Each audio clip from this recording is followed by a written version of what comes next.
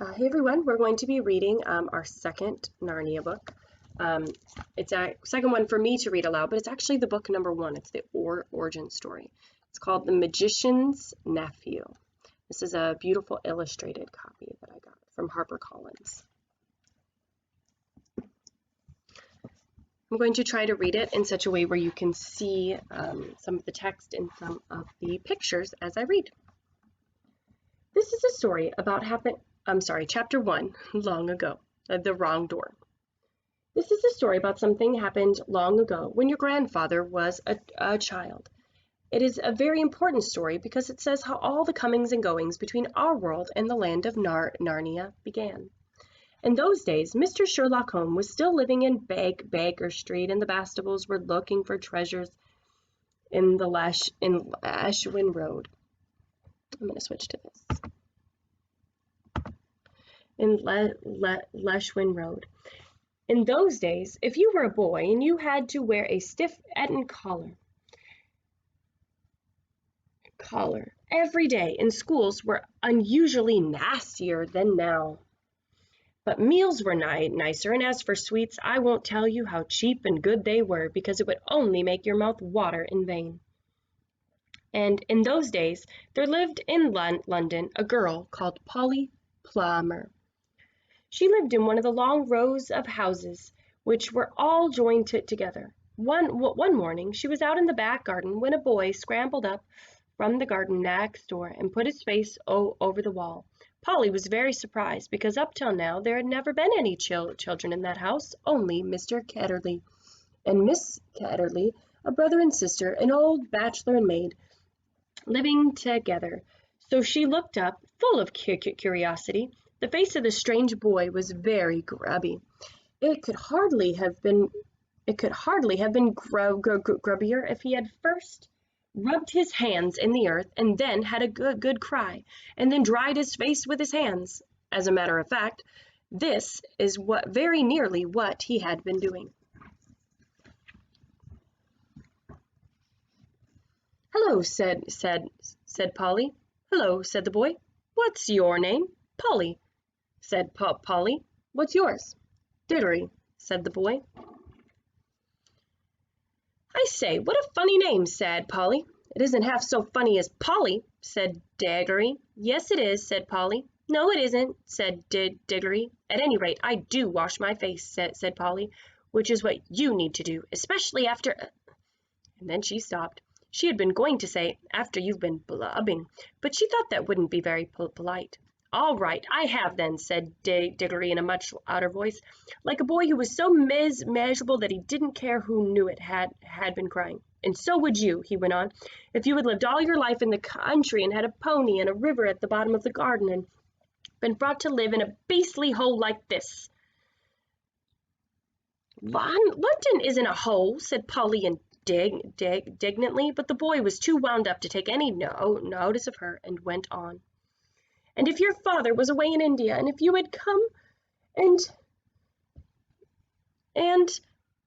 if your father was away in India, and if you had come and had to live with an aunt and uncle who's mad, who would like that?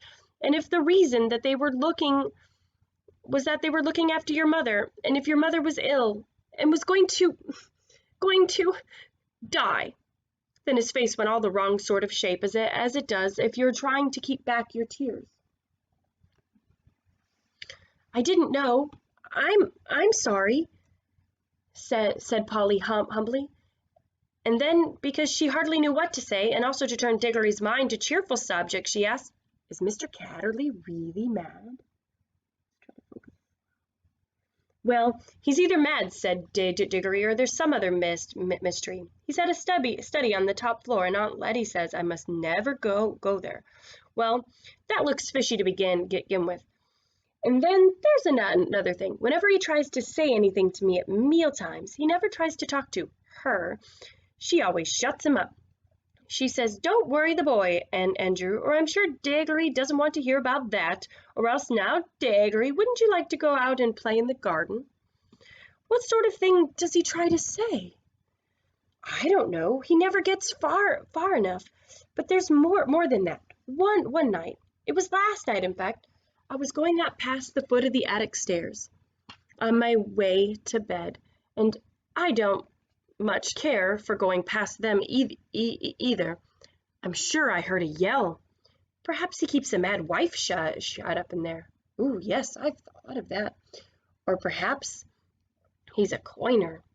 Or perhaps he's been a pirate like the man at the beginning of Treasure Island and always be hiding from his old shipmates.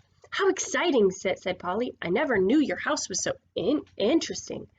You may think it interesting, said Diggory, but you wouldn't like it if you had to sleep there. How would you like to lie awake listening for Uncle Andrew's step to come creeping along the passage to your room? And he has such awful eyes.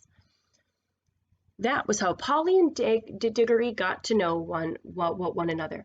And it was just the beginning of the summer holidays, and neither of them was going to the sea that year, and they met nearly every day. Their adventures began chiefly because it was one of the wettest and coldest summers there had been for years. They drove them to do indoor things, you might say indoor exploration. It is wonderful how much exploring you can do with the stump of a candle in a big house or in a row of houses. Polly had discovered long ago that if you opened a certain little door in the box room of the attic of her house, you would find the cistern and a dark place behind it in which you could get into by a little careful climbing. The dark place was like a long tunnel with brick wall on one side sloping on the other. In the roof, there were little chunks of light between the slates. There was no floor in this tunnel. You had to step from rafter to rafter, and between them there was only plaster. If you stepped on this, you would find yourself falling through the ceiling of the room below. Polly had just used the bit of tunnel just beside the cistern as a smuggler's cave. She had brought up bits of old packing cases and seats of broken kitchen chairs and things of that sort, and spread them across from rafter to rafter so as to make a bit of floor. Here she kept a cash box containing various treasures and a story she was writing, and usually a few apples. She had often drunk a quiet bottle of ginger beer in there, and old bottles made it look more like a smuggler's cave. Diggory quite liked the cave. She wouldn't let him see the story. Look here, he said. How long does this tunnel go on for? I mean, does it stop where your house ends? No, said Polly. The walls don't go out to the roof. It goes on. I don't know how far. Then we could get the length of the whole row of houses. So we could, said Polly. Oh, I say, what? We could get into the other houses. Yes, and get taken for burglars. No, thanks. Don't be so jolly clever. I was thinking of the house beyond yours. What about it? Why, it's the empty one. Daddy says it's always been empty ever since we came here.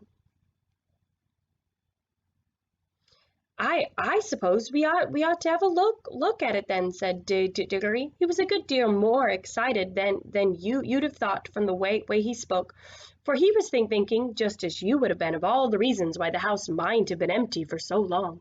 And so was Polly. Neither of them said the word haunted, and both felt that once the thing had been suggested, it would be feeble not to do it. Shall we go and try it now? Said Diggory. All right, said Polly. Don't if you'd rather not, said Diggory. I'm game if you are, said she. How are we going to know when we're in the next house but one?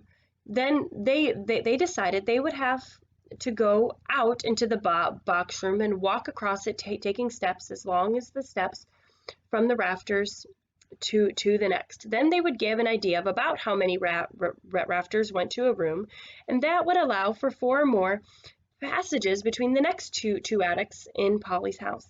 And then the same number for the maid's bedroom as for the box room. That would give them the length of the house. And when they had done that distance twice, they would be at the end of Diggory's house, and any door they came to after that would let them into an attic of the empty house. But I don't expect it's really empty at all, said Diggory. What do you expect? I expect someone lives there in secret, only coming in and out at night. With a dark lantern, we shall probably discover a gang of desperate criminals and get a reward. It's all rot to say a house would be empty all those years unless there's some mystery." "Daddy thought it must be the drains," said Polly. "Pooh! Grown-ups are always thinking of uninteresting explanations," said Diggory. Now that they were talking by daylight in the attic instead of by candlelight in the smuggler's cave, it seemed much less likely that the empty house would be haunted. When they had measured the attic, they had to get a pencil and do a sum. They both got different answers at first, and even when they agreed, I'm not sure they got it right. They were in a hurry to start on their exploration. "We mustn't make a sound," said Polly as they climbed in again behind the cistern, because it was such an important occasion. They took a candle each. Polly had a good store of these in her cave. It was very dark and dusty and drafty, and they stepped from rafter to rafter without a word except when they whispered to one another. "We're opposite your attic now, or this must be halfway through our house." And neither of them stumbled, and the candles didn't go out, and at last they came to where they could see a little door in the brick wall on their right. And there was no bolt or handle on this side of it, of course, for the door had been made for getting in, not for getting out. But there was a catch, as often there is on the inside of a cupboard door, and when they felt sure they would be able to turn. "Shall I?" said Diggory. "I'm game if you are," said Polly, just as she had said before. Both felt that it was becoming very serious, but neither of them would draw back. Diggory pushed around the catch with some difficulty. The door swung open, and the sudden daylight made them blink. Then, with a great shock, they saw that they were looking not into a deserted attic, but into a furnished room. But it seemed empty enough. It was dead silent. Polly's curiosity got the better of her. She blew out the candle and stepped into the strange room, making no more noise than a mouse. Ooh, cool picture.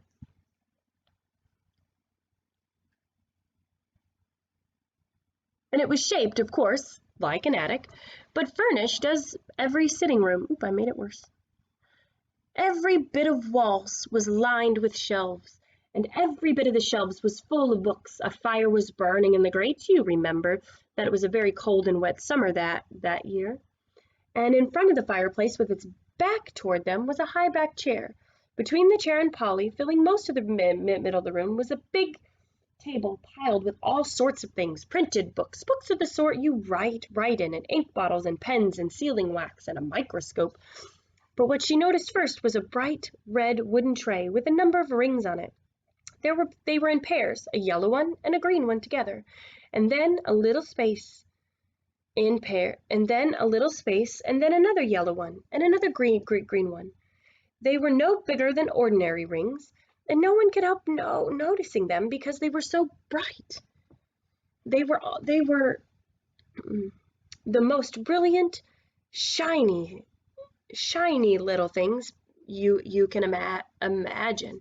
If Polly had been a very little younger, she would have wanted to put one in her mouth. The room was so quiet you noticed the ticking of the clock at once, and yet, as she now found, it was not so absolutely quiet either. There was a very faint humming sound, and vacuum cleaners.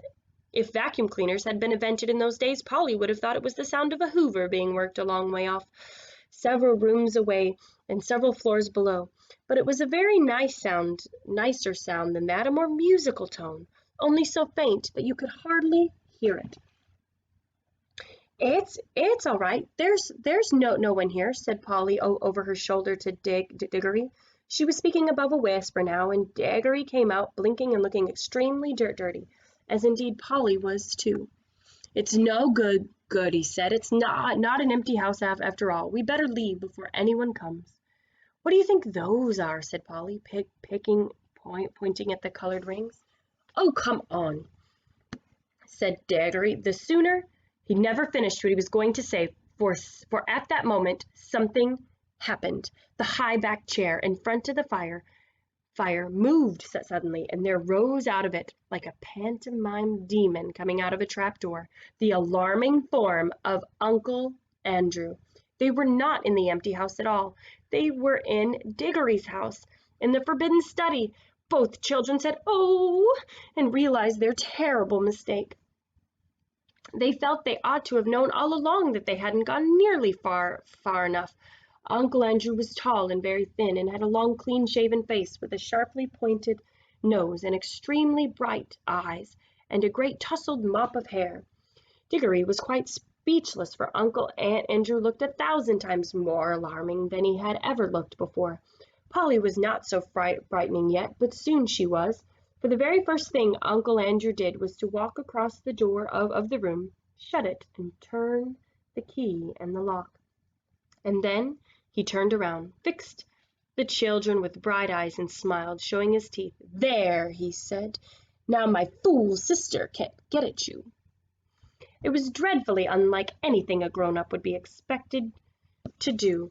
Polly's heart came into her mouth, and she and Diggory started backing toward the little door that they had come in by. Uncle Andrew was too quick for them. He got behind them and shut the door, that door too, and stood in front of it. Then he rubbed his hands and made his knuckles crack. He had very long, beautifully white fingers. "I am delighted to see you," he said. "Two children are just what I wanted." "Please, Mr. Ketterly," said Polly, "it's nearly dinner time, and I've got to go home. Will you please let us out, please?" "Not just yet," said Uncle Andrew. "This is too good an opportunity to miss. I wanted two children, you see. I'm in the middle of a great experiment. I've tried it on a guinea pig, and it seemed to work.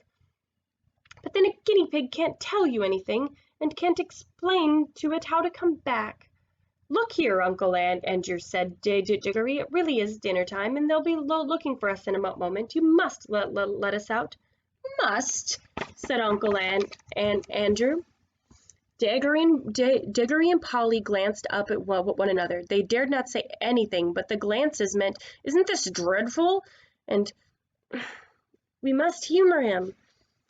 "If you let us go for dinner now," said Polly, "we would come back again after dinner."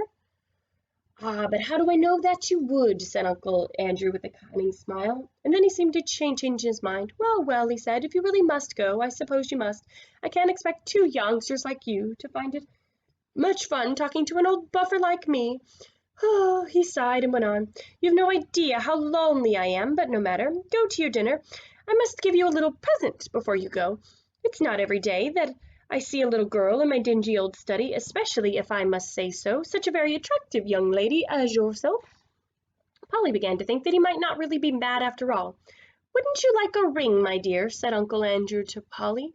"Do you mean one of those lovely yellow or green ones?" said Polly. "How lovely." "Not a green one," said Uncle Andrew. "I'm afraid I can't give the green ones away, but I'd be delighted to give you any of the yellow ones, with my love. Come and try one on." Polly had now quite got over her fright, and felt quite sure that the old gentleman was not mad, and there was certainly something strangely attractive about those bright rings.